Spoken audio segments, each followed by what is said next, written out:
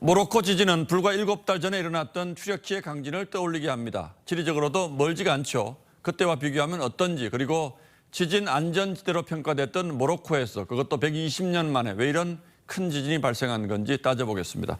자, 홍영 기자, 이번 피해 지역은 원래 지진이 잘 발생하지 않는 곳이라면서요. 네, 맞습니다. 이 세계 대륙판을 보면 이 불의 골이라고 불리는 환태평양 지진대가 가장 강력한 지진 위험 지역입니다. 예. 동일본 대지진은 바로 판과 판이 만나는 경계였습니다. 불의 고리는 아니지만 튀르키예와 시리아도 여러 대륙판이 모이는 곳이었는데요. 모로코가 판의 경계와 비교적 가깝기는 하지만 이번 지진 발생 지역은 지중해와는 거리가 먼 내륙 서쪽이었습니다. 자, 그렇다면 튀르키예 지진과는 전혀 다른 이유로 발생한 지진이다, 이렇게 봐도 됩니까? 네, 그렇다고 볼 수가 있습니다. 튀르키예 때는 4개의 판이 만나는 지점에서 충돌이 일어나며 규모 7.8이나 되는 강진이 발생했는데요. 모로코와 가까운 유라시아 판과 아프리카 판은 판의 이동 속도가 1년에 5mm 정도로 매우 느립니다. 이 에너지가 100이 돼야 지진이 발생한다면 일씩 쌓이고 쌓여서 마침내 폭발한 셈입니다.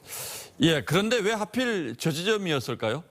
네, 그 주변 산맥과 관련이 있습니다. 이 아틀라스 산맥은 아프리카판과 유라시아판이 이 서로 미는 힘으로 형성됐는데요. 산맥이 만들어지면서 그 안에 수많은 균열이 생겼고 주변부에 크고 작은 단층이 많이 생겼습니다.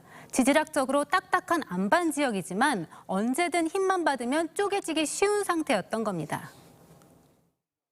이번 같은 경우에는 판 경계하고는 약간 떨어져 있지만 그래도 거대한 아틀라스 산맥이 형성되어 있는 것을 보아서는 그 지역 모두 응력장이 잘 형성된 스트레스가 많이 쌓이고 있는 지역이라고는 생각하시면 되겠습니다.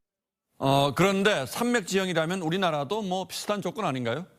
네, 맞습니다. 이번 지진 발생 지역은 판의 경계에서 약 500km 정도 떨어져 있는데요. 그렇게 따지면 우리나라도 일본 열도와 태평양판 경계에서 멀지 않습니다. 지난 2016년과 2017년 경주와 포항에 잇따라 규모 5 이상의 지진이 발생한 것도 이 숨어있는 단층들과 무관하지 않았습니다. 예.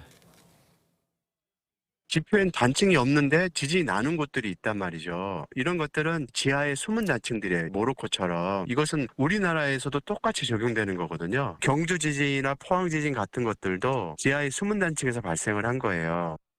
예, 지진이 잘 나지 않는 곳이니까 모로코도 방심하다가 피해가 더 커졌다고요?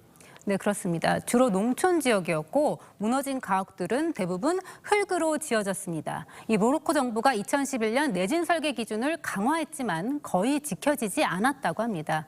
앞서 튀르키예 역시 내진 설계를 의무화하고도 부실 시공을 눈 감아줬다가 피해가 커졌습니다. 예, 우리도 요즘 지진이 자주 발생하는데 우리는 내진 설계 어떻습니까?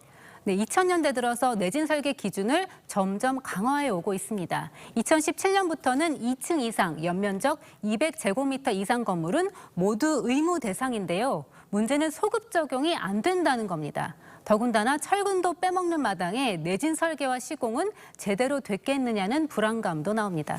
예, 이번 지진을 안타까워하지만 말고 우리는 얼마나 대비가 되어 있는지 점검하는 계기가 되길 바라겠습니다. 예, 홍영 기자 잘 들었습니다.